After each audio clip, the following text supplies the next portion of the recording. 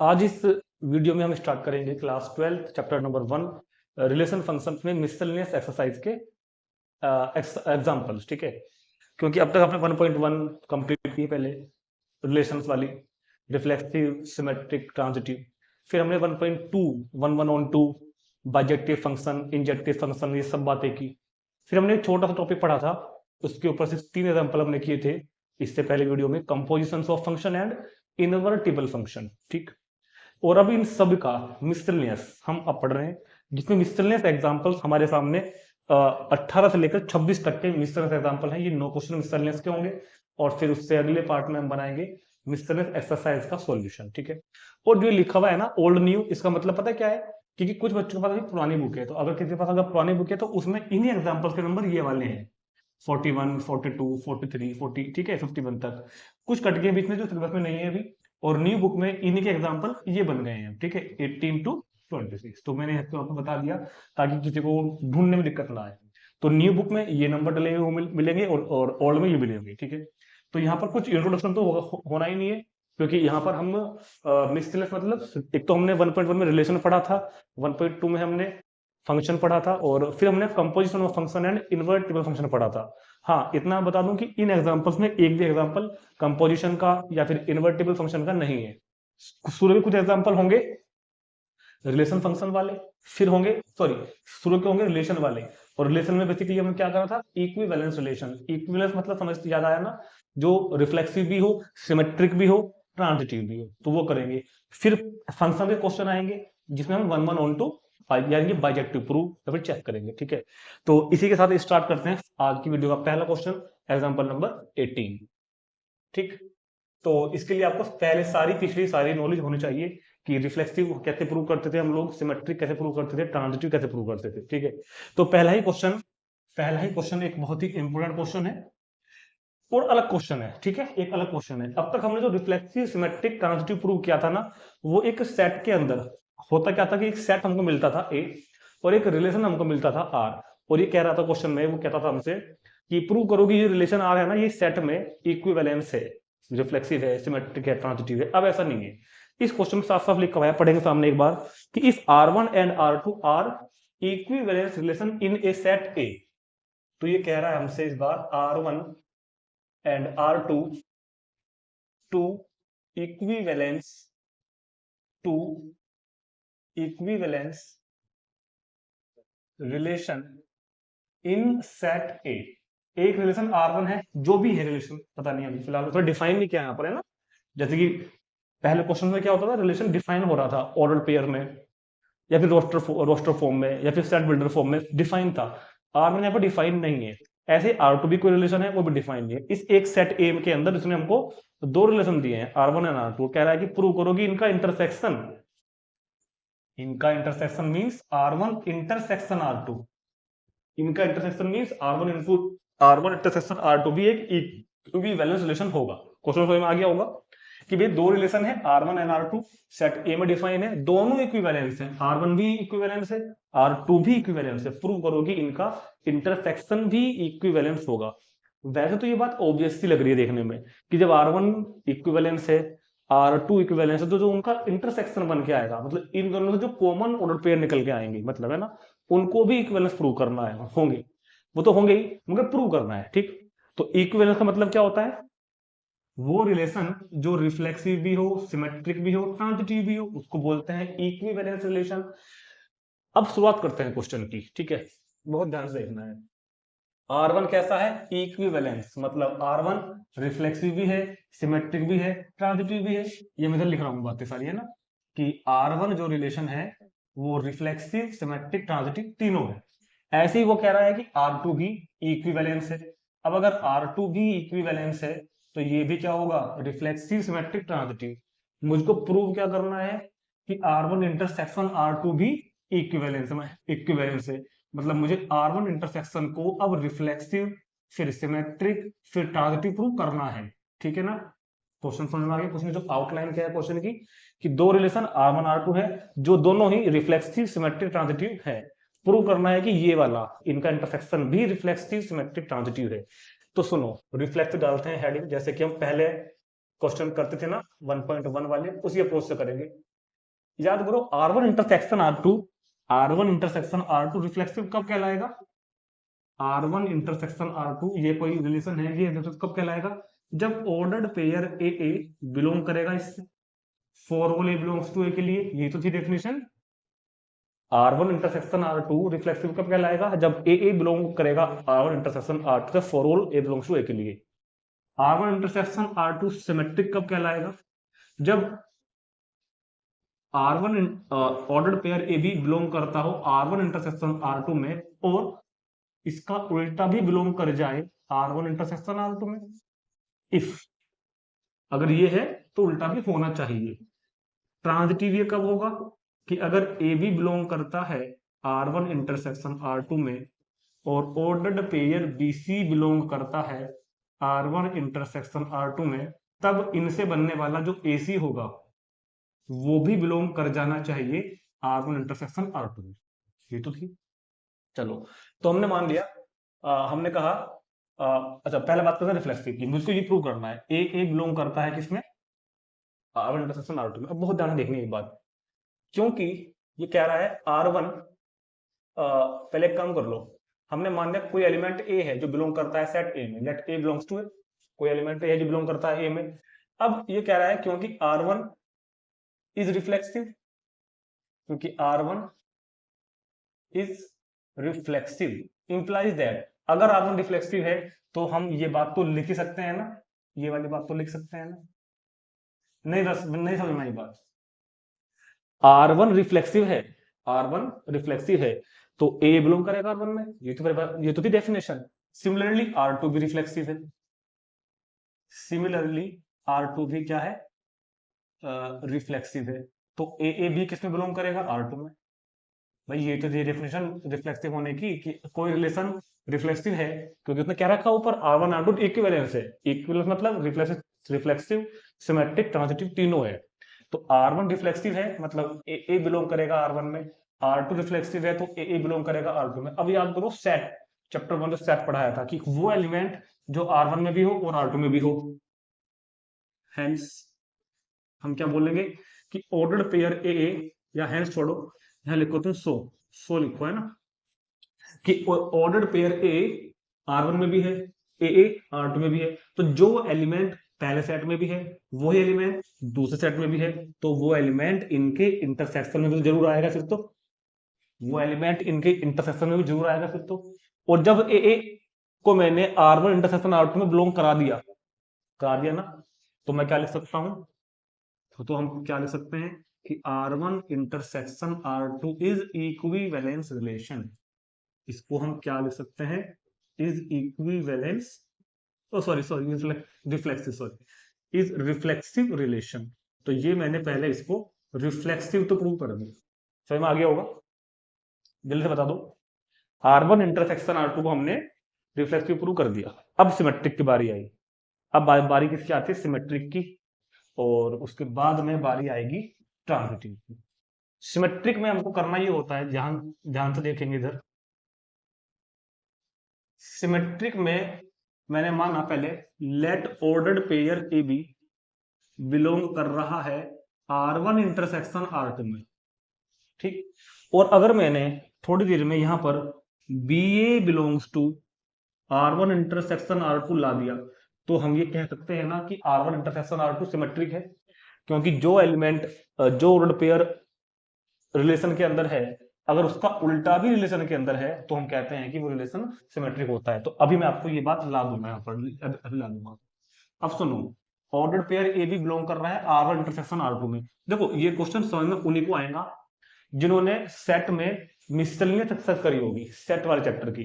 Set वाली exercise में करीब 9 क्वेश्चन थे, उनमें हमने यही तरह क्वेश्चन किए थे कि ये बिलोंग करता है इसमें तो वो बिलोंग करेगा उसमें। इसको बोलते थे हम आर्ग्यूमेंट मेथड, याद करो जिसने देखी होगी वीडियो वाली।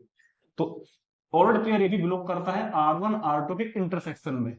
अगर ये एलिमेंट इन दो रिलेशंस के इंटरसेक्शन में है, इसका मतलब पता क्या है कि ordered pair A B R1 में भी है and ordered pair A B R2 में भी है। इसका मतलब ये तो होगा भाई जो एलिमेंट दो सेट के इंटरसेक्शन में होता है मतलब वो दोनों में होता है अलग अलग, पहले में भी और दूसरे में भी। अब ए भी बिलोंग कर रहा है R में और R1 सिमेट्रिक है, R1 सिमेट्रिक है, ए बी बिलोंग कर रहा है R1 में और R1 सिमेट्रिक है, तो बी ए भी बिलोंग करेगा R1 में, एंड ए बी बिलोंग कर रहा है R2 में और R2 भी सिमेट्रिक है, तो बी ए बिलोंग करेगा R2 में। यहां लिखना पड़ेगा ये रीजन बात का कि क्योंकि R1 and R2 are symmetric. ये क्यों हुआ? क्योंकि R1 एंड R2 क्या है? सिमेट्रिक है। तो क्योंकि ए भी बिलोंग कर रहा था R1 में, तो उल्टा ही बिलोंग करेगा R1 में, क्योंकि R1 सिमेट्रिक है। ए बिलोंग कर रहा है R2 में, तो बी बिलोंग करेगा R2 में, क्योंकि R2 सिमेट्रिक है। अब ये एलिमेंट R1 में है और ये एलिमेंट ही R2 में है, सेम एलिमेंट R1 में, सेम एलिमेंट R2 में, तो क्या ये सेम एलिमेंट पहुंच गया किसमें? इन दोनों के इंटरसेक्शन में पहुंच गया क्या? भाई जो एलिमेंट पहले में भी है और वो एलिमेंट दूसरे में भी है, तो फिर तो वो एलिमेंट दोनों के इंटरसेक्शन में जरूर आएगा। तो मैंने प्रूव कर दिया ना। तो हमने क्या प्रूव कर दिया? हमने क्या प्रूव कर दिया? हमने प्रूव कर दिया कि अगर ordered pair A B belong कर रहा था R1 इंटरसेक्शन R2 में, तो इंप्लाइज हमने प्रूव कर दिया कि ऑर्डर्ड पेयर बी ए बिलोंग करेगा R1 इंटरसेक्शन R2 में। तो हम क्या कहेंगे कि R1 intersection R2 is symmetric, कि R1 intersection R2 is symmetric. ठीक है, ये भी समझ में आ गया होगा कि हमने इसको सिमेट्रिक कैसे प्रूव करा। बहुत इजी है। तो रिफ्लेक्सिव प्रूव कर दिया, सिमेट्रिक प्रूव कर दिया, तो फिर तो इसको हम ट्रांजिटिव भी प्रूव कर ही देंगे। इतना नोट करेंगे क्योंकि ट्रांजिटिव के लिए मुझे यहाँ पे जगह चाहिएगी। चलो, अब इसको ट्रांजिटिव प्रूव करने के लिए कोई ज्यादा परेशानी आनी नहीं चाहिए। ट्रांजिटिव का तरीका पता हो अपने को, तुरंत हो जाएगा प्रूव। अब ट्रांजिटिव के लिए क्या करना है? ट्रांजिटिव के लिए क्या करना है मुझे? ट्रांजिटिव के लिए क्या करना है? हमने मान लिया पहले, let ordered pair A B belong कर रहा है R1 इंटरसेक्शन R2 में, and ordered pair B C belong कर रहा है R1 इंटरसेक्शन R2। और मैं अभी ला दूंगा आपको, मैं अभी ला कर दिखा दूंगा कि ordered pair A C belong कर रहा है R1 इंटरसेक्शन R2 में। अभी ला दो। ए बी बिलोंग करता है इंटरसेक्शन में R1 R2, B C belong करता है R1 इंटरसेक्शन R2 में। तो मैं ला के दिखा दूंगा ए सी बिलोंग करता है R1 इंटरसेक्शन R2 में, तो कह देंगे कि R1 इंटरसेक्शन R2 ट्रांजिटिव भी है। अब सुनते हैं बात को बहुत ध्यान के साथ। सुनो, इंप्लाइज जब ये एलिमेंट R1 इंटरसेक्शन R2 में है, तो मतलब क्या कहेंगे कि ordered pair A B R1 में भी है,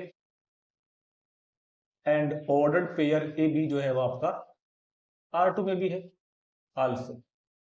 आल्सो ठीक है भाई, जो एलिमेंट इंटरसेक्शन में है वो दोनों में होता है। ऐसे इधर अब बात करेंगे BC को लेके। BC belongs to R1 and BC belongs to R2। ठीक है, अब मैं पूछ रहा हूं, अब मेरा सवाल ये है आपसे, ठीक है, इतना समझ में आ गई? ए बी बिलोंग करता है R1 इंटरसेक्शन R2 में, BC बिलोंग करता है R1 इंटरसेक्शन R2 में, तो हम अभी प्रूव कर देंगे कि AC भी बिलोंग किसमें कर रहा है? R1 इंटरसेक्शन R2 में। तो अब AB बिलोंग करता है R1 में और AB बिलोंग करता है R2 में। अब सुनो करना क्या है, देखो ये चारों बातें लिखी हुई हैं कि AB R1 में है, AB R2 में है, BC R1 में है, BC R2 में है। इसका तो बनाओ पेयर इस वाले के साथ, R1 वाले का बनाओ R1 वाले के साथ। देखो ऐसे लिखेंगे, ऐसे लिखेंगे कि AB belongs to R1 and, अब मैं इसको हटा के यहां लिखूंगा, इसको यहां लिखूंगा, और BC बिलोंग्स टू R1, मतलब R1 वाले एक साथ आल्सो। इसको उठा के मैं यहां लिख रहा हूं, मतलब इन दोनों ने इंटरचेंज कर दिया आपस में, है ना? ऐसे हम लिख सकते हैं, कोई प्रॉब्लम नहीं है। AB belongs to R2 and BC belongs to R2। ठीक है, देखो AB belongs to R1, BC belongs to R1 और R1 ट्रांजिटिव है, वो गिवन है पहले से ही, तो AC भी बिलोंग कर जाएगा ना R1 में, तो AC बिलोंग कर जाएगा R1 में, एंड ऐसे ही AB belongs to R2, BC belongs to R2, तो AC बिलोंग कर जाएगा R2 में, क्योंकि R2 भी ट्रांजिटिव है, क्योंकि R1 एंड R2, क्योंकि R1 and R2 is transitive. ये दोनों कैसे हैं? पहले से ही ट्रांजिटिव है। तो AB बिलोंग कर रहा था R1 में, BC बिलोंग कर रहा था R1 में, तो AC बिलोंग करेगा R1 में, ट्रांजिटिव है क्योंकि। ऐसे ही ए भी बिलोंग करता था R2 में, BC बिलोंग कर रहा था R2 में, और R2 ट्रांजिटिव है तो AC बिलोंग करेगा R2 में। अब ये एलिमेंट R1 में भी है, यही एलिमेंट R2 में भी है, तो मतलब यही एलिमेंट किस में भी होगा, यही एलिमेंट इन दोनों के इंटरसेक्शन में भी होगा। तो ए बी बिलोंग्स टू इन दोनों का इंटरसेक्शन, BC बिलोंग्स टू इन दोनों का इंटरसेक्शन, तो मतलब AC बिलोंग्स टू मैंने ला दिया इन दोनों का इंटरसेक्शन, तो हम कहेंगे कि R1 intersection R2 is transitive. तो हम कहेंगे कि R1 intersection R2 is transitive. तो R1 इंटरसेक्शन R2 रिफ्लेक्सिव हो गया, सिमेट्रिक हो गया, ट्रांजिटिव हो गया। तो कुल मिलाकर क्या बोलेंगे कि R1 intersection R2 is an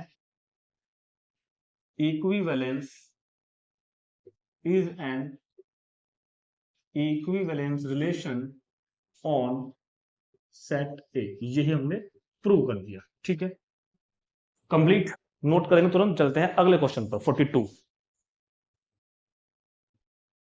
next example लिखा हुआ है, बहुत ही इंपॉर्टेंट एग्जांपल है और बच्चों को ना समझ में आने वाला एग्जांपल भी है, ठीक है, लेकिन समझ में आएगा। अब देखो 19 कहता है let R be a relation on the set A of ordered pair of positive integers defined by xy related to uv if and only if xy is equal to yu, तो so that R is an equivalence relation। ठीक है, दोबारा समझते हैं एक बार और।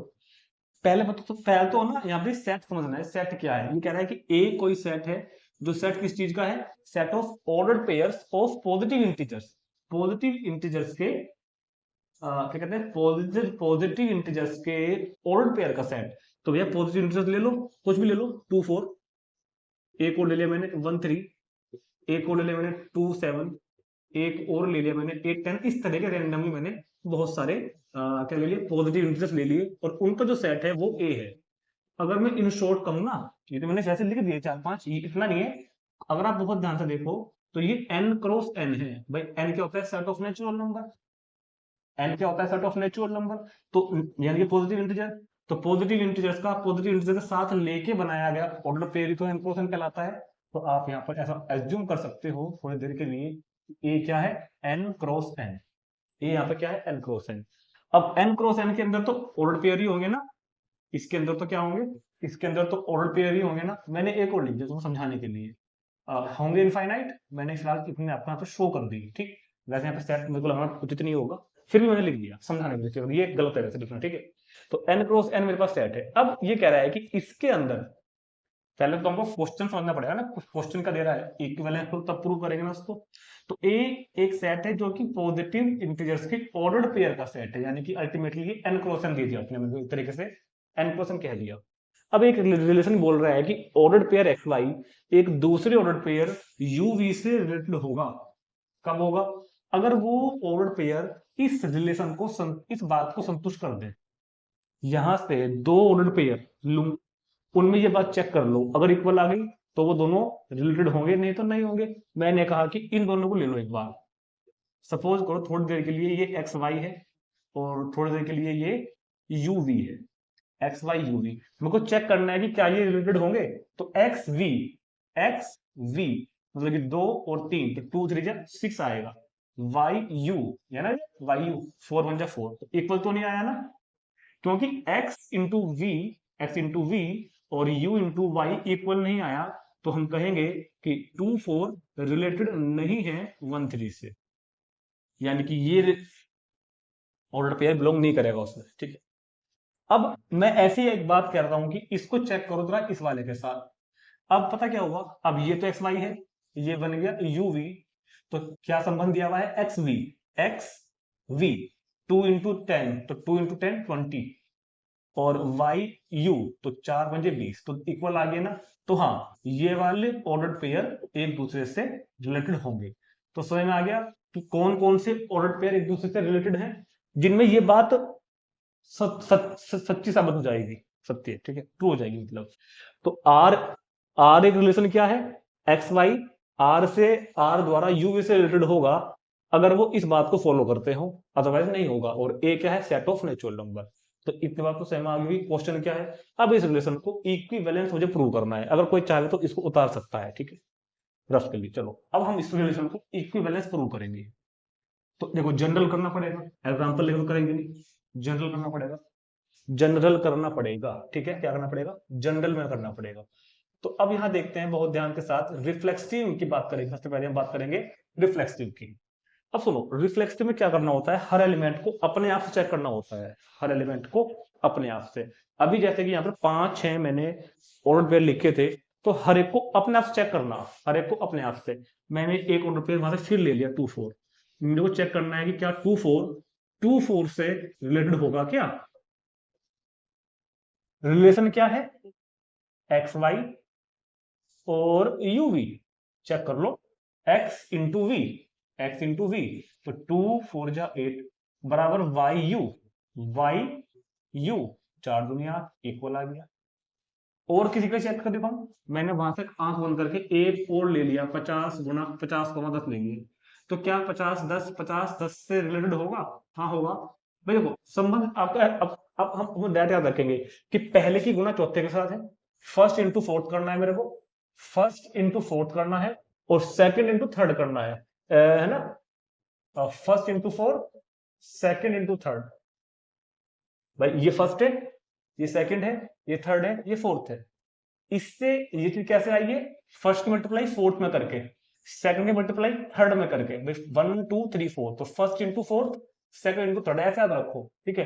तो अगर फर्स्ट की और फोर्थ की मल्टीप्लाई और सेकंड की और थर्ड की मल्टीप्लाई इक्वल आ रही है, तो हमारा काम बन जाएगा।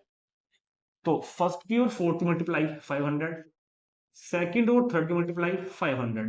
तो मैंने आपको 2 ऑर्डर पेयर दिखाए, दोनों ऑर्डर पेयर अपने आप से रिलेटेड है, तो मतलब हम ये कह सकते हैं कि n क्रॉस n का, यानी कि a का हर एलिमेंट, यानी कि हर ऑर्डर पेयर अपने आप से इस रिलेशन से रिलेटेड होगा। लिख दो बात, चलो लिखते हैं। तो क्या लिखेंगे हम, हमने कहा लेट एक्स वाई कोई ऑर्डर पेयर है जो बिलोंग करता है सेट ए से, सेट ए से, देन देन हम ये जरूर कहेंगे, अभी हमने चेक किया है मैंने, कि एक्स वाई रिलेटेड जरूर होगा एक्स वाई से। क्यों होगा, क्योंकि ये इस बात को फॉलो कर रहा है, फर्स्ट इंटू फोर्थ मैंने उधर लिखा हुआ है, फर्स्ट इंटू फोर्थ और सेकंड इंटू थर्ड बराबर ही आएगा हमेशा, ये चीज हमेशा बराबर आएगी ना। तो क्योंकि ये चीज हमेशा इक्वल आएगी, first into fourth, second into third, तो हर एलिमेंट अपने आप से रिलेटेड है। सो हम बोलेंगे R relation is reflexive, R relation is reflexive, R relation is reflexive. Reflexive तो ये हो गया, रिफ्लेक्सिव तो ये हो गया। सिमेट्रिक की बात करेंगे, चलो सिमेट्रिक की बात करते हैं, आओ सिमेट्रिक की बात करेंगे। सिमेट्रिक में पहले ये समझो करना क्या होता है अपने को, सिमेट्रिक में करना क्या होता है, सिमेट्रिक में ये करना होता है कि अगर एक्स वाई रिलेटेड है यू वी से, अगर एक्स वाई रिलेटेड है यू वी से, तो मुझको लाकर दिखाना है कि यू वी भी रिलेटेड किससे होगा, एक्स वाई से। ये तो करना है मुझे भाई। सिमेट्रिक क्या होता है कि अगर ए बी बी सी से रिलेटेड है, तो लाकर दिखाओ B C, sorry sorry sorry, अगर ए बी बी ए से रिलेटेड है, ए बी अगर बी ए से रिलेटेड है, तो बी ए बी से रिलेटेड है, ठीक है। मतलब अगर ए बी बिलोंग करता है यार, तो बी ए बिलोंग करता है यार, तो अगर ये पहला एलिमेंट, तो दूसरे ये यहाँ पे ए का काम कर रहा है, कभी आप कंफ्यूज हो रहे हो, ये ए है यहाँ पे, ये ए है, ए ये बात ऐसे लिखी हुई है, ए रिलेटेड टू बी, मुझको ला के दिखाना है बी रिलेटेड टू ए, ये यहाँ पर बी का काम कर रहा है, A related to B B given है, और बी रिलेटेड टू ए ला कर दिखाना है, मतलब यू बी को दिखाना है एक्स वाई से, ठीक है। चलो जी, तो शुरू, बहुत ध्यान से, क्योंकि ये तो है, हमने माना, शुरुआत की हमने किस चीज से, कि लेट एक्स वाई बिलोंग करता है यूवी से। अब क्योंकि एक्स वाई बिलोंग करता है यूवी से, तो इस बात को सेटिस्फाई कर रहे होंगे, बिल्कुल पक्का कर रहे होंगे, एक्स वी पक्का कर रहे होंगे ना, X V is equal to Y U, कर रहे होंगे बिल्कुल, क्योंकि ये इससे रिलेटेड है, तो इस बात को फॉलो कर रहे होंगे।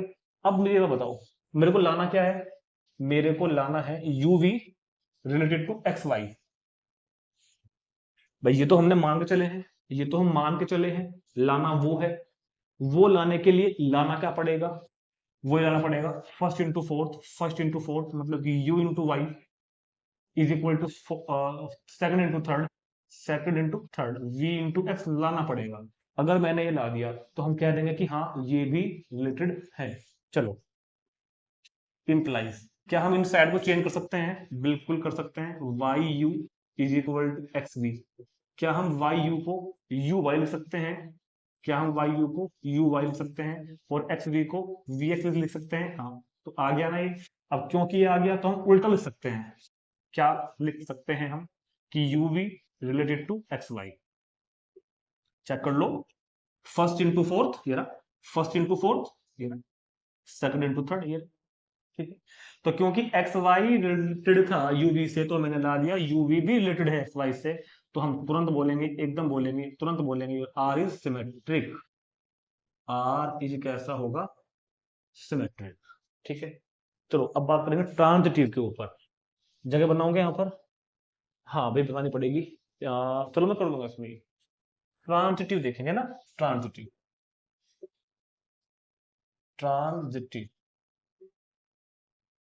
ट्रांजिटिव के लिए हमने माना, पहले क्या किया मैंने, लेट एक्स वाई बिलोंग करता, एक्स वाई किससे रिलेटेड है? यूवी से। और ये यूवी किससे रिलेटेड है? क्या मान लो बताओ, जो अक्सर हमने अब तक ना यूज किया हो, ऐसा मान लो। एम एन मान लो क्या? एम एन मान लो क्या भैया? एम एन मान लो क्या? ठीक है। ये काम कर रहा है एबीसी का। A related to B and B related to C and we want to show that A related to C। मैं क्या शो करना चाह रहा हूं कि A related to C आ जाए। मैं चाहता हूं कि ऐसा हो, मैं चाहता हूं कि ऐसा हो। और ऐसा होने के लिए ये चीज इसको फॉलो करनी चाहिए। फर्स्ट इंटू फोर्थ यानी कि x इंटू एन बराबर second into third, first into fourth बराबर सेकंड इंटू थर्ड आना चाहिए। मुझको ये लाना है। X N is equal to Y M. अगर मैंने ला दिया तो मेरा काम बन गया, समझ लो। चलो बना। तो क्योंकि एक्स वाई इससे रिलेटेड है यूवी से, तो इस बात को फॉलो करेगा। किसको? X V is equal to Y U को। और इधर इधर जब ये वाला ऑर्डर पेयर इससे रिलेटेड है, तो ये भी इस बात को फॉलो करेगा। किस बात को? First into fourth U into N is equal to V into M को फॉलो करेगा। ठीक है। ठीक है क्या? बिल्कुल बात। चलो अब इनकी मल्टीप्लाई कर दो कोरस्पॉन्डिंग साइड की। Multiplying on corresponding sides.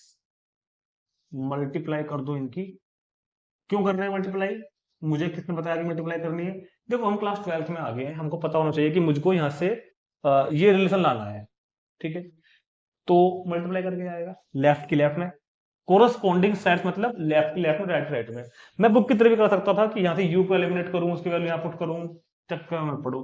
Multiply करो लेफ्ट वाले की लेफ्ट वाले में, X V into U N is equal to right वाले की राइट वाले में Y U into V M. कर सकते हैं क्या? बिल्कुल कर सकते हैं। ठीक है। और और कुछ कट रहा होगा यहाँ से, देखो u से u कैंसिल हो गया, v से v कैंसिल हो गया। मगर मैंने आपको समझाया था 10th में 11th में कि हम ऐसे नहीं काट सकते, लेकिन हम ऐसे काट सकते हैं अगर ये नंबर जीरो नहीं है तो काट सकते हैं। और ये नंबर जीरो तो है ही नहीं, क्योंकि हम पहले बात कर रहे हैं सेट एन में। तो क्या रह गया? X N is equal to Y N. तो क्या मैंने ये ला दिया? क्या मैंने ये ला दिया? और अगर मैंने ये ला दिया तो मैं ये लिख सकता हूं क्या? X Y related to M N. और अगर मैं ये लिख सकता हूं तो फिर तो मैं ये भी लिख सकता हूं कि आर इज ट्रांजिटिव।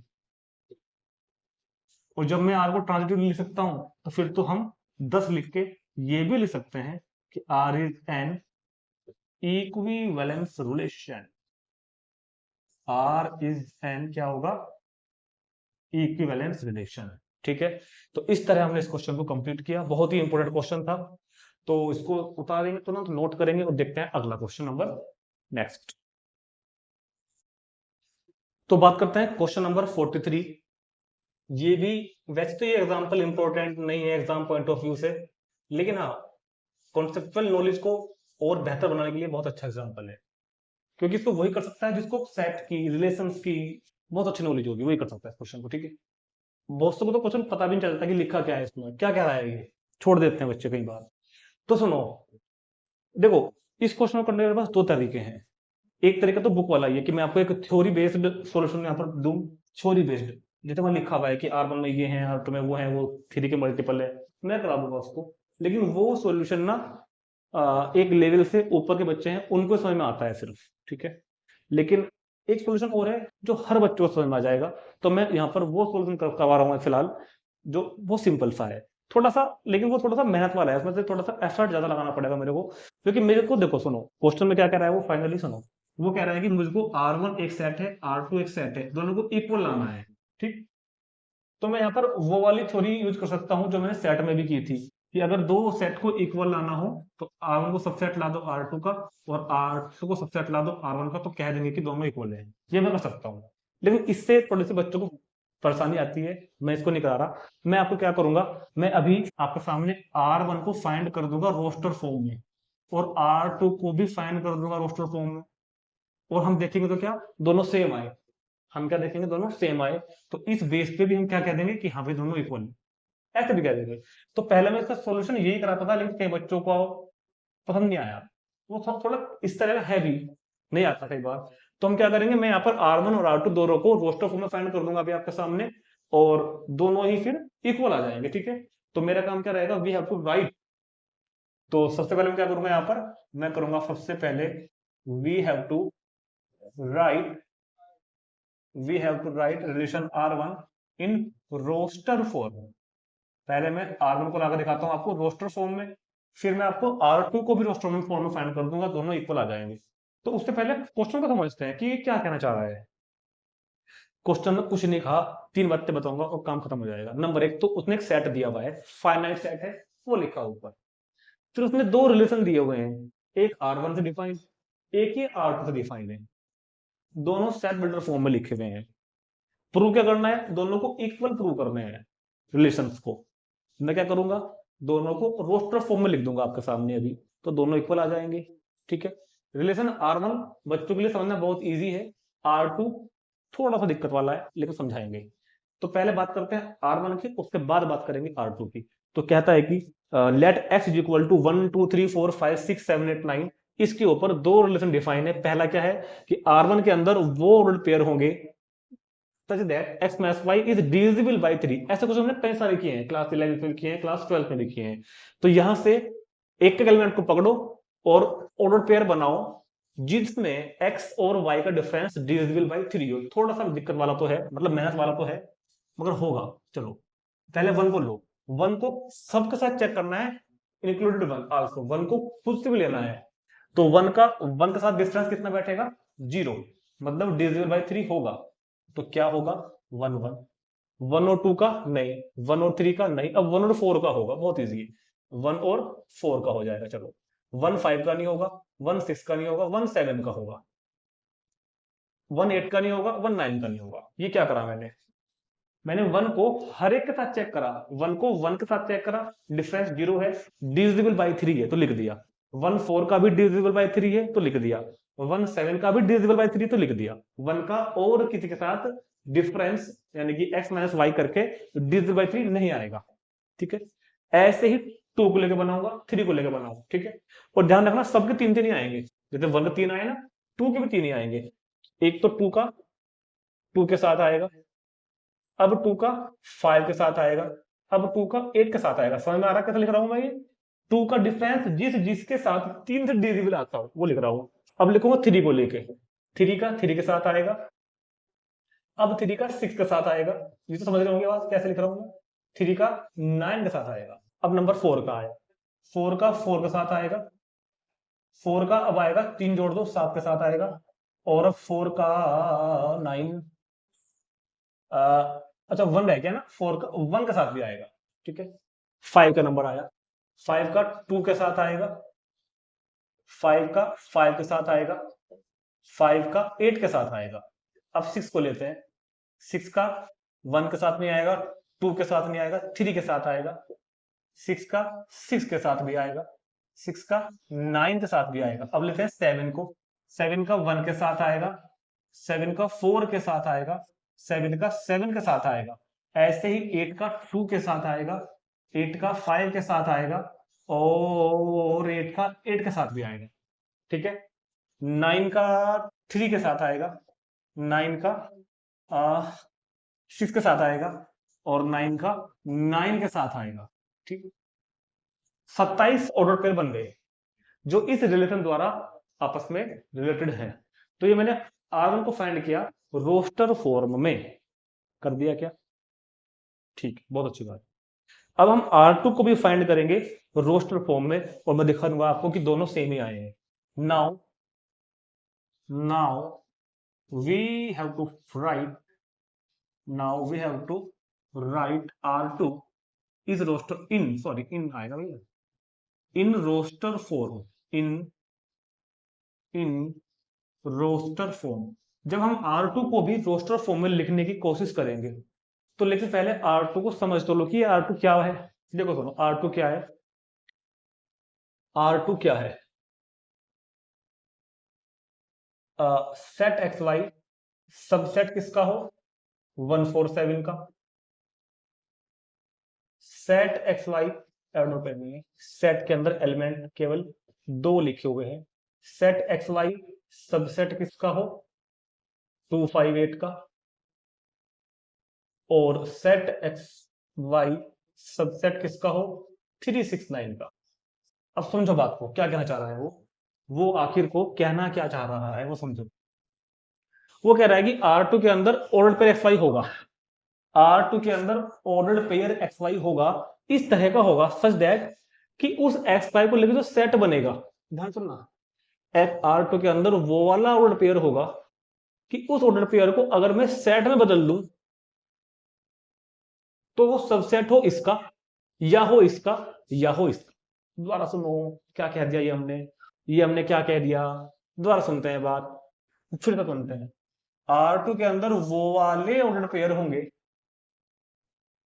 R2 के अंदर वो वाले ऑर्डर पेयर होंगे, अगर मैं उनको ऑर्डर पेयर की बजाय सेट में लिख दूं नंबर्स को, तो वो जो सेट बन के आया वो या तो इसका सबसेट हो या इसका सबसेट हो या इसका सबसेट हो। नहीं समझ में बात अभी, कुछ को तो आ गई होगी। भैया यहां से कोई भी 2 नंबर ले लो, बात खत्म करो, कुछ भी जो मन में आया। मैंने कहा 5 और 9। अब मुझे चेक करना है कि क्या ये ऑर्डर पेयर R2 में होगा। R2 में होने की शर्त ये है कि भैया पहले आप अपने आप को सेट बनाओ। ये कहा जी हाँ मैंने बना लिया, मैंने अपना सेट बना लिया। अब अगर तुम इसके सबसेट हो तो तुम R2 के मेंबर हो, अगर तुम इसके सबसेट हो तो भी तुम R2 के मेंबर हो, अगर तुम इसके सबसेट हो तो भी तुम R2 के मेंबर हो। लेकिन चेक करके बता दो क्या ये तीनों में से किसी का सबसेट है क्या? नहीं है। 59 सबसेट इसका भी नहीं है, 59 सबसेट इसका भी नहीं है, 59 सबसेट इसका भी नहीं है। तो भैया आप अपने घर जाओ, आप R2 से बिलोंग नहीं करोगे। क्लियर होगी बात? एक और देखते हैं। मैंने कहा अब आप यहां से एक एलिमेंट उठाओ, 2 और 8, 2 एलिमेंट उठाओ और उनको लेके एक ऑर्डर पे बनाओ 2 और 8। अभी 2 8 कह रहा है कि क्या मेरे को R2 में जगह मिलेगी? मैंने कहा भैया आप R2 में होने का टेस्ट को पास करो। R2 में होने का टेस्ट ये है कि पहले आप अपने आप को सेट बनाओ। ये लो जी बना दिया। अब आप मुझे बता दो, अगर आप उन तीनों में से किसी का भी एक का सबसेट हो तो हाँ आपको R2 में कमरा दे देंगे हम। इसने कहा देखो जी मैं इसका सबसेट हूं, 2 8 हो रहा, 2 और 8 है क्या? तो यस 2 और 8 बिलोंग करेगा R2 में। क्लियर होगी बात? समझ आ गया? जल्दी बता दो। ठीक है, तो ये मैंने आपको रिलेशन तो समझा दिया, ये मैंने आपको रिलेशन क्या है ये तो समझा दिया, मगर इसको फाइंड कैसे करेंगे वो समझो। खेल क्या है, इसको रोस्टर फॉर्म में कैसे लिखूंगा? तो बहुत सिंपल तरीका है। देखो हमको इनके सबसेट बनाने आते हैं, हमको इन सभी के सबसेट बनाने आते हैं। इसके भी 8 बनेंगे 2 पावर 3, इसके भी 8 बनेंगे 2 पावर 3, इसके भी 2 पावर 3 8 बनेंगे। मेरे को केवल जरूरत दो की है, क्योंकि एक्स वाई 2 एलिमेंट है, एक्स वाई 2 एलिमेंट है, एक्स वाई, इसके 8 बनेंगे, जिनमें 3 तो बनते हैं सिंगल सिंगल, एक ही खुद बनता है और एक बनता है 5, तो 5 तो अलग होगी। डबल डबल कितने बनेंगे? डबल डबल डबल डबल बनेंगे, इसका एक के साथ 4 बनेगा, एक के साथ 7 बनेगा और एक के साथ 4 के साथ 7 बनेगा। इसके सबसेट जो डबलेट्स वाले हैं, सिर्फ वो ले रहा हूँ, इसके सबसेट 8 है। जो डबलेट्स वाले, सॉरी डबलेट्स बोल रहा हूँ, जो दो एलिमेंट वाले हैं वो ले रहा हूँ, इसके बनाओ। इसका सबसेट क्या बनेगा? 2 5 बनेगा। इसका सबसेट क्या बनेगा? 2 8 बनेगा। और इसी का सबसेट 5 8 भी तो बनेगा, जो डबल एलिमेंट वाला है। ऐसे ही इसका सबसेट 3 6 बनेगा, इसका सबसेट 3 9 बनेगा, इसका सबसेट 6 9 बनेगा। ठीक है, इनके सबसेट 8 बनते हैं वैसे, एक 1 एक 4 एक 7, तीन को छोड़ दो। एक itself ये खुद वो भी छोड़ दो, एक 5 भी छोड़ दो, 5 छोड़ दो, बाकी 3 ये रहे, ऐसे 3 इसके ये रहे, ऐसे 3 इसके ये रहे। ठीक है क्या? ठीक है क्या बात? अब सुनो, मैं देखो इसको R2 कैसा बनाता हूँ, R2 की रोस्टर फॉर्म में कैसे निकालता हूँ। पहले मैं कह रहा हूँ आप इन्हीं को लिखो, 1 4 1 7 4 7 लिख दिया।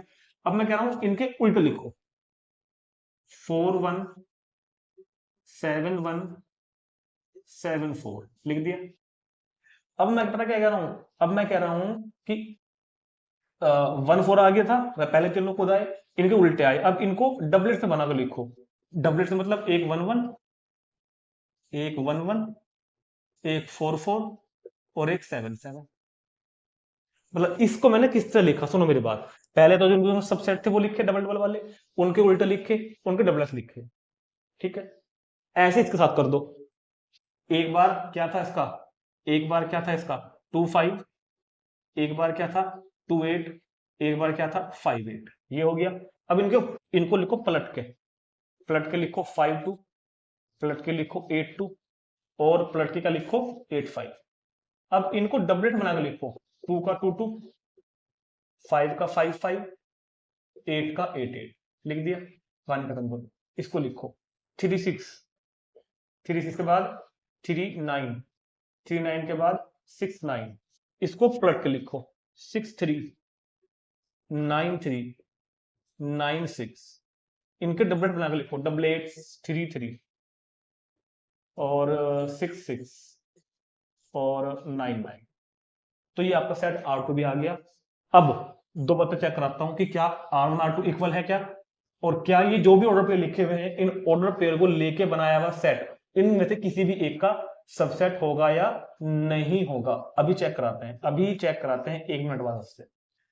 कोई सा भी एक ऑर्डर पेयर पकड़ लो, यहां से कोई भी एक। मैंने कहा 8 8 पकड़ो सर, चलो जी 8 8 को पकड़ा। 8 8 को पहले सेट बनाओ, R2 में होने के लिए टेस्ट पास करना पड़ेगा इसको लेकर सेट क्या बनेगा, सिर्फ ये बनेगा। सेट में एलिमेंट एक बार आता है, क्या ये इनमें से किसी का भी सबसेट है? हाँ, ये इसका सबसेट है, ये इसका सबसेट है, तो यस ये R2 में हो। कुछ और ले लो, आपने कहा 6 9, मैंने कहा 6 9 ऑर्डर पेयर R2 में होगा क्या? टेस्ट पास करवाओ। टेस्ट क्या है? इसको पहले सेट बनवाओ, इस सेट को चेक करो कि क्या किसी भी एक का सबसेट है क्या, देखो उसका है, देखो उसका बन गया सबसेट। तो मतलब क्या हुआ, R2 के सारे एलिमेंट, सॉरी ये जो सारे एलिमेंट हैं ये R2 में बिलोंग करेंगे। ठीक, और अब गिन लेना, 27 ये है, 27 ये है, और यही सारे यहाँ लिखे हुए हैं, ये सारे यहाँ लिखे हैं, आगे पीछे हैं, कोई दिक्कत नहीं, चलता है सेट में ऐसा। तो मतलब हमने क्लियरली हमने प्रूव कर दिया, क्लियरली हमको दिख रहा है जब आंखें खोल के कि R1 और R2 इक्वल है। तो इसी तरह इस क्वेश्चन को हम बहुत इजी वे में सोल्व कर सकते हैं, ऐसे कर देना कोई प्रॉब्लम नहीं है। चलो जी देखते हैं अगला एग्जाम्पल। नेक्स्ट है 21। तो एफ एक मैपिंग है सेट एक्स से वाई पर। सेट एक्स वाई यहाँ पर डिफाइन नहीं कर रखे हैं, ठीक है, एक्स में क्या है वाई में क्या है अभी नहीं पता हमको, सिर्फ एक रिलेशन दिया हुआ है एफ जो कि मैपिंग है एक्स से वाई पर, बी ए फंक्शन, ये फंक्शन है।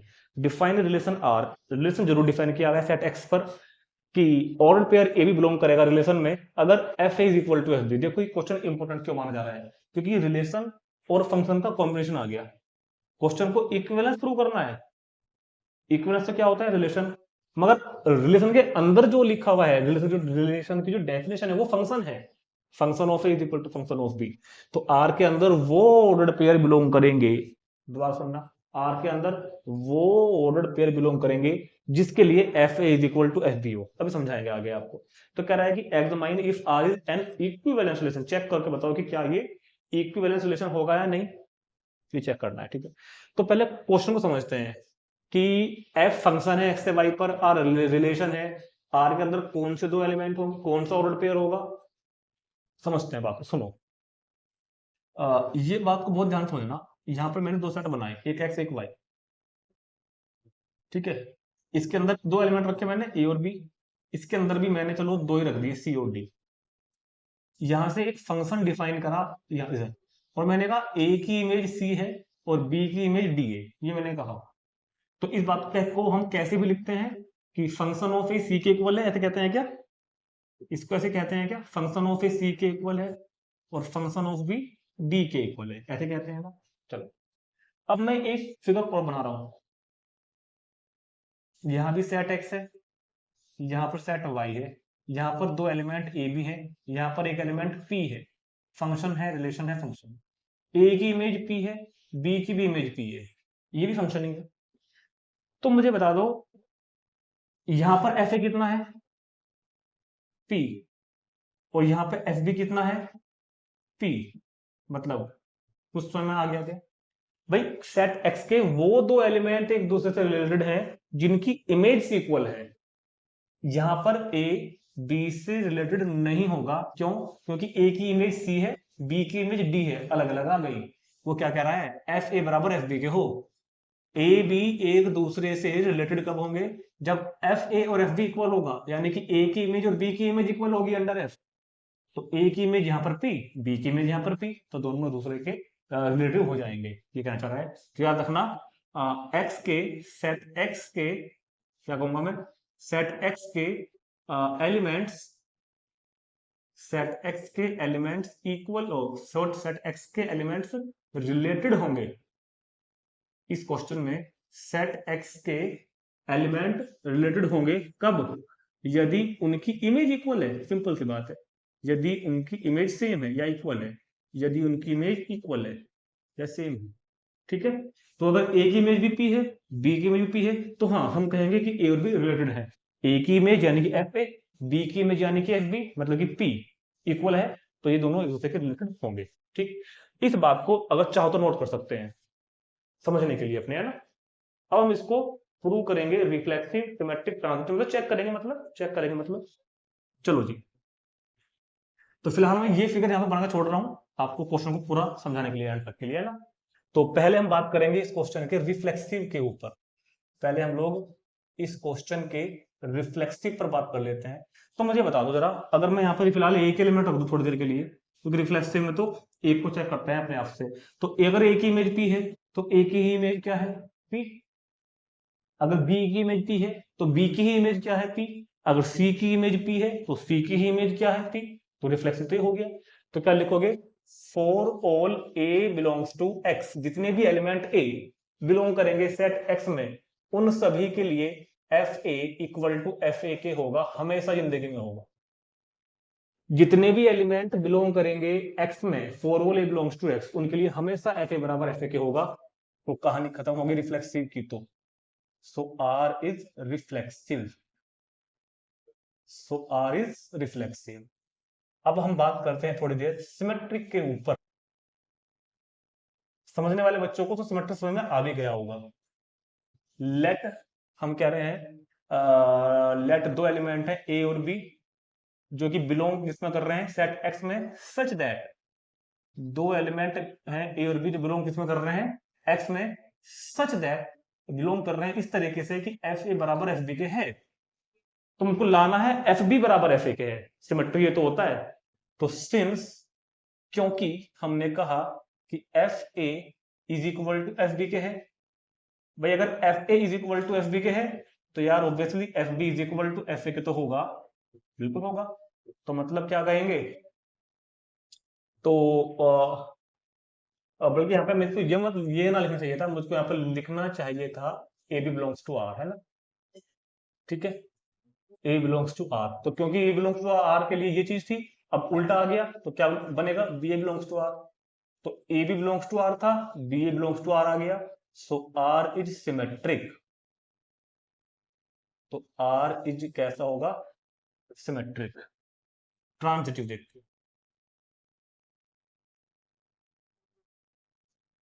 ट्रांजिटिव, ठीक है। ट्रांजिटिव की बात करें अगर, let ordered pair A B belongs to R and ordered pair B C belongs to R. अब क्योंकि ए बी बिलोंग कर रहा है आर में, that means F A is equal to F B, and B C belong कर रहा है R में, that means F B is equal to F C. अब F A is equal to F B के साथ है, F B is equal to F C के साथ है, तो इससे क्या बन गया भाई, इससे बन गया F A is equal to F C. Implies क्या होगा कि R is transitive, R is transitive. और अगर आर ट्रांजिटिव भी आ गया तो हम क्या बोलेंगे, R is equivalence relation, R is equivalence relation, ठीक है। ये हमने टेस्ट करना था क्वेश्चन में, प्रूव नहीं करना था, चेक कर दिया कि हाँ ये रिफ्लेक्सिव भी है, सिमेट्रिक भी है, ट्रांजिटिव भी है, तो हम बोलेंगे कि yes this is equivalence relation. चलते हैं अगले क्वेश्चन पर। अगला क्वेश्चन छोटा सा क्वेश्चन, बहुत ही इंपॉर्टेंट क्वेश्चन। देखो हमारे सिलेबस में ना ये चीज नहीं है कि किसी सेट से किसी दूसरे सेट पर रिफ्लेक्सिव रिलेशन कितने बन सकते हैं, सिमेट्रिक कितने बन सकते हैं, ट्रांजिटिव कितने बन सकते हैं, फंक्शन कितने बन सकते हैं, उसमें से वन वन कितने बन सकते हैं, ऑन टू कितने बन सकते हैं, मतलब नंबर नहीं है इन चीजों के, बहुत पहले से होते थे कभी। मगर अब कंपटीशन में जब मैं आपको कंपटीशन जेई की सीरीज वगैरह कराऊंगा, एनडीए की, उसमें मैं बता दूंगा आपको। फिर भी आपको मेरे इसी वीडियो चैनल पर शॉर्ट सेक्शन में जाना, आप class twelfth chapter 1 short section में जाना, उसमें आपको इन सभी चीजों के शॉर्ट्स भी मिल जाएंगे बनेंगे, ठीक है। तो फिर भी मैं आपको इस क्वेश्चन में बताता हूं, क्या रहा है कि find the number of all one one function. इस सेट पर कितने वन वन फंक्शन बन सकते हैं, सेट 1 to 3 है ना, तो 1 to 3 से 1 to 3 सेट पर, सेट ए से सेट ए पर कितने वन वन फंक्शन डिफाइन हो सकते हैं। तो वैसे तो इसका सिंपल सा फॉर्मूला है एक, number of all one one function, number of all one function on set A in which n element is factorial n। अगर किसी सेट में n एलिमेंट हैं, अगर किसी सेट में n एलिमेंट हैं, तो उस सेट पर हम कितने वन वन फंक्शन डिफाइन कर सकते हैं, ए से ए में ही। Number of all one one function on set A, set A में हम ए से ए में कितने वन वन फंक्शन डिफाइन कर सकते हैं, फैक्टोरियल n। सिंपल सी बात है। तो यहां पर तो कितना है, 3 है, तो ये क्या हो जाएगा, फैक्टोरियल 3, और पता है आपको 6 आ गया, ठीक। क्लियर होगी बात। भाई ये बात थोड़ी रटने वाली होगी, जो बच्चे शॉर्टकट ढूंढते हैं उनके लिए अच्छा है, वैसे आपको करना भी ऐसे ही है, लेकिन जिनको थोड़ी सी नॉलेज चाहिए कि क्यों हुआ, मैं समझाता हूँ, अभी आपको आगे एक्सप्लेन भी करूंगा, ठीक है। तो देखो इसी तरह में ऑन टू का फंक्शन का फॉर्मूला भी है मेरे पास, वन वन का भी है, ऑन टू का भी है। ये तो सेट ए से ए में बताया मैंने, सेट ए से बी में अगर ए में अलग एलिमेंट है, नंबर ऑफ एलिमेंट ए में ज्यादा है या कम है, बी में कम या ज्यादा है, तो फॉर्मूला फिर अलग है, उसके लिए चैप्टर थ्योरी अलग होती है, बाद में बात करेंगे। फिलहाल जरा एक बात बताओ, अगर आपको इसका प्रूफ देखना है, ठीक है, अगर इसका आपको प्रूफ देखना है तो मैं आपको प्रूफ भी करा सकता हूँ। मेरी बात बहुत ध्यान सुनना। हाँ, आपका क्लास 11th का परमुटेशन कॉम्बिनेशन इसके लिए स्ट्रॉन्ग होना चाहिए। क्लास 12th का परमुटेशन कॉम्बिनेशन याद है क्या? अरे सर वो तो 11th में ही समझ में आया था, अब कहाँ से याद होगा। चलो कोई बात। वन वन फंक्शन के लिए मतलब क्या होता है, जितने कि हर एलिमेंट की डिस्टिंक्ट इमेज हो, ध्यान सुनना। वन वन फंक्शन का मतलब क्या होता है, वन वन फंक्शन का मतलब क्या होता है, डिस्टिंक्ट एलिमेंट की डिस्टिंक्ट इमेज हो। तो वन के पास अपनी इमेज बनाने के लिए कितने कितने क्या बोलते हैं, कितने तरीके हैं, कितने वे हैं। वन चाहे तो वन से बना सकता है, वन अगर चाहे तो टू से बना सकता है, वन अगर चाहे तो थ्री से बना सकता है। तो वन के पास इमेज बनाने के लिए फिलहाल 3 ऑप्शन है। क्लियर है? क्लियर है क्या बात? अब वन ने अपनी इमेज बना दी, वन ने किसी एक एलिमेंट को ऑक्यूपाइड कर लिया, ध्यान सुनना। वन ने किसी एक एलिमेंट को कह दिया भाई ये तो मेरा साथी है, और वन वन रखना है क्योंकि, तो दूसरे एलिमेंट की इमेज अब वो नहीं बनेगी जो वन की बन गई थी। जब वन ने वन को घेर लिया, वो फंक्शन वन वन रहना चाहिए, वन वन कह रहे हैं ना, तो दूसरे एलिमेंट को अब वो नहीं मिलेगा, दूसरे एलिमेंट के पास तो अब 2 ऑप्शन बचे। तो दूसरे एलिमेंट के पास तो अब 2 ऑप्शन बचे, और उस दूसरे ने मान लो इसको ऑक्यूपाइड कर लिया, और फंक्शन को वन वन रहना है, तो डिस्टिंक्ट एलिमेंट की डिस्टिंक्ट इमेज होनी चाहिए, तो इस बेचारे के पास तो एक ही ऑप्शन बचा। And we know that fundamental principle of calculation, याद है क्या, क्या पढ़ा था हमने वो परमुटेशन कॉम्बिनेशन में, फंडामेंटल प्रिंसिपल ऑफ क्या नाम है, फंडामेंटल प्रिंसिपल ऑफ कैलकुलेशन क्या था, कि अगर इंडिपेंडेंट हो तो उसकी मल्टीप्लाई करते हैं, and this is called factorial 3 यानी कि 6। तो इस तरह भी आप क्वेश्चन को समझ के फील करके प्रूव कर सकते हैं। इसी तरह अगर n एलिमेंट होते हैं ना, तो पहले एलिमेंट के लिए कितने ऑप्शन होते हैं, n। दूसरे एलिमेंट के लिए अब एक ऑप्शन कम हो जाएगा वहां से, तो उसके लिए होंगे n-1। तीसरे एलिमेंट के लिए अब 2 ऑप्शन कम हो जाएंगे, तो क्या होगा n-2, और इसी तरह चलते चलते लास्ट के एलिमेंट के लिए तो एक ही बचेगा। And fundamental principle of calculation से हम इन सब की मल्टीप्लाई करेंगे, और इस मल्टीप्लाई को हम लोग फैक्टोरियल n से डिनोट करते हैं। तो अगर कभी किसी सेट में n एलिमेंट हुए, तो 1 फंक्शन कितने डिफाइन हो सकते हैं? फैक्टोरियल n 3 है तो फैक्टोरियल 3। ठीक, और ज्यादा डिटेल में जाने की अभी आपको जरूरत नहीं है, चलते हैं आगे। ठीक है, और बस इस वीडियो में हम इतने रखते हैं, बाकी 3 4 या 5 कुछ एग्जांपल लेंगे वो करते हैं नेक्स्ट वीडियो में। तो इसके बारे में जैसा भी लगा हो कमेंट कर बताना मुझको एक बार, और ज्यादा से ज्यादा इसको शेयर करना। मिलते हैं नेक्स्ट वीडियो में मिसलेनियस एग्जांपल पार्ट 2 में।